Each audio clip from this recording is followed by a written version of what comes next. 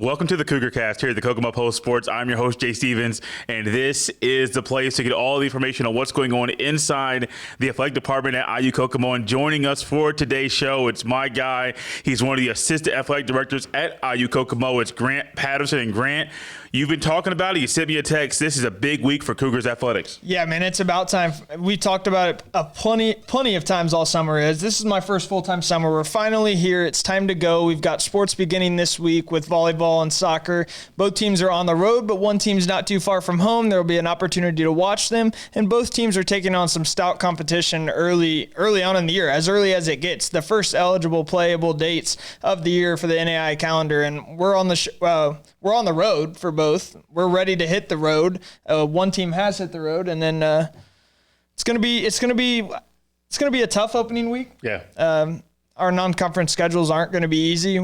I feel like we're climbing as an NAI as a school, as a program.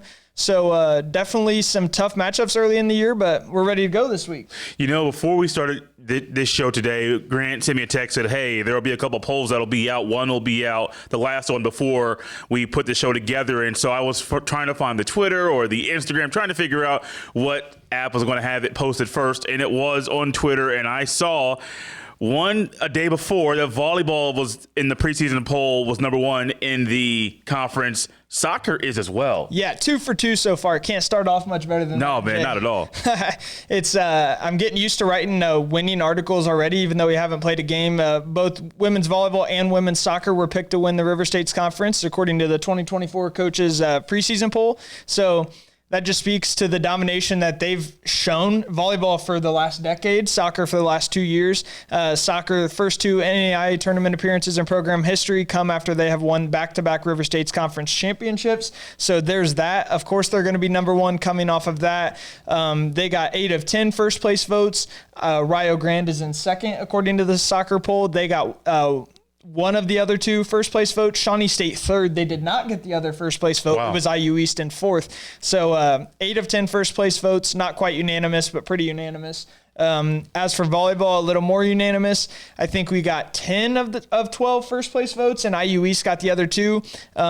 If you've been following River States Conference volleyball, you know that it is pretty much IU Kokomo and IU East atop the conference, especially after Point Park has now left the conference to seek Division II after a strong season 2 years ago. So it's a great time to be a Cougar at IU Kokomo in these fall sports programs because we've gone through 2 polls. Yes, there will be more polls, and spoiler alert, we're not going to be on the top of every single River States Conference coaches preseason poll this year, but you can't start any better than 2 for 2 at the top, and that's exactly what we did this week with women's volleyball and women's soccer, Jay. That's a very exciting, it's a very great, fun thing to see, and as you fans will be able to watch the soccer team, watch the volleyball team, one thing we'll notice for the volleyball team is they were good last year, made I think to the Sweet 16, made it to the final site in the NAIA National Tournament.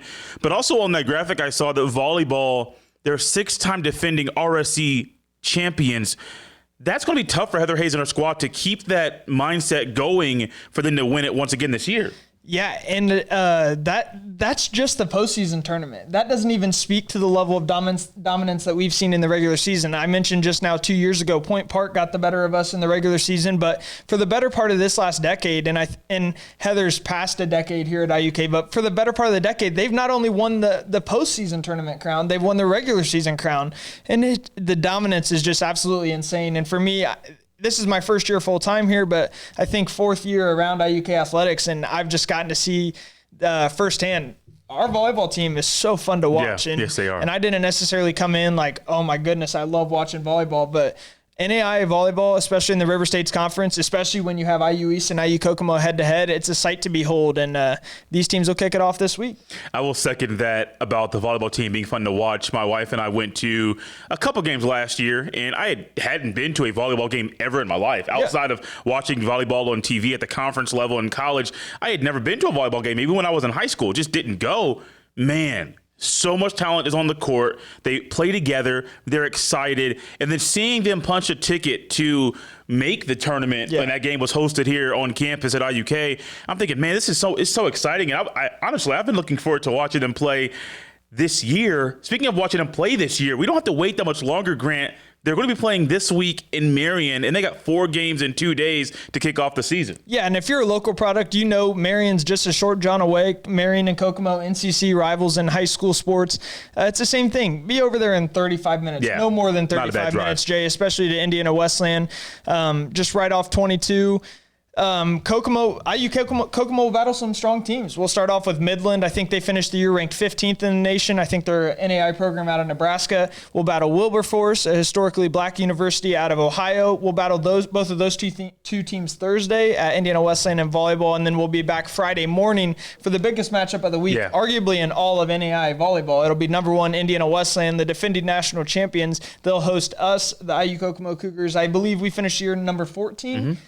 So, yeah. And then we're going to wrap up the weekend. You guys will be there for IU Kokomo versus Grace, which will be another outstanding matchup. Grace has been power in the Crossroads League for years and years, and they got better both on the court and on the coaching staff. I just saw that they picked up Purdue volleyball alum Maddie Skimmerhorn. Okay. It's a difficult name to pronounce, but she's an assistant coach. She plays pro volleyball for the Indy team, so they're going to get better both on the court and off the court. Overall, 3 really, really good teams that we're going to take on at Indiana Wesleyan this week, and a chance to make a statement early in the year when you're already ranked fairly high according to last year's final rankings. The one thing I'm looking forward to in that game, not the game against Grace, but the game against Indiana Wesleyan, it's a little payback. I do believe they knocked IU Kokomo out in the national tournament last year. And there are some girls that are on the team this year that still have that bad taste in their mouth. I'm sure Heather Hayes does too. So a little payback, a little revenge, whatever you want to call it. If you're able to get to the game, I encourage everybody to go. Yeah, and I'll reiterate that. Friday, 10 a.m., Lucky Arena on the campus of Indiana Wesleyan. That is this Friday at 10 a.m. We'll battle Indiana Wesleyan. It's going to be a sight to behold. I can only hope that it's as good of a match as it was at the NAI final site last year. We were the first team to take Indiana Wesleyan to 5 sets, and throughout their whole season, they ended up completing an undefeated season after getting by us. They won 3 more matches to win the national title. So, yeah, that shows that we gave them as good of a run for their money as anybody else did last year. And, yes, we lose some key players.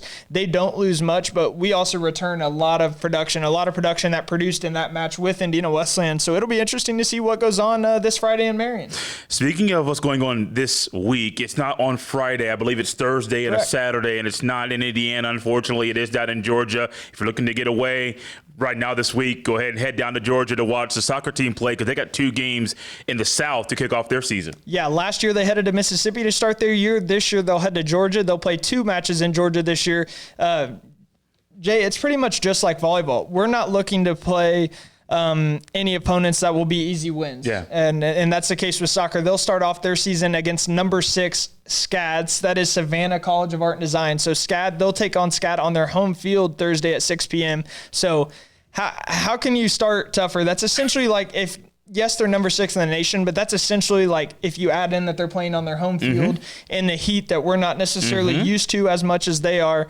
I'd say that's essentially like playing a number 1 team in the nation type feel, similar to what volleyball's getting. So they're going to get a test day 1, women's soccer is, but we've been a solid program for the past few years under Coach Sohaila Akavine. I don't see why that stops now, and hopefully the girls can, if not come away with a win Thursday, at least be happy about how they fought against SCAD.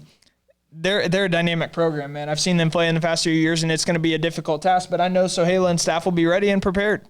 And then Saturday they'll head north to come home on Friday, and then they'll stop in Dalton, Georgia, just north of Atlanta, and they'll take on Dalton State, the Roadrunners of Dalton State. So whether it's looking to go 2-0, whether it's looking to go 1-1, or whatever it is, withdrawals being a possibility in soccer, they've got a tough week ahead too. So 2 programs starting their competition this week, 2 programs seeing tough competition this week. We'll see how it all pans out, Jay. One thing that I'm going to say publicly right now, I don't know if Sohaila Akavine or Heather Hayes are watching this right now, but this show has been about them the entire time. Last year, we got the privilege to talk to both Heather Hayes and Sohaila Akavine after they won the RSC crown in the tournament.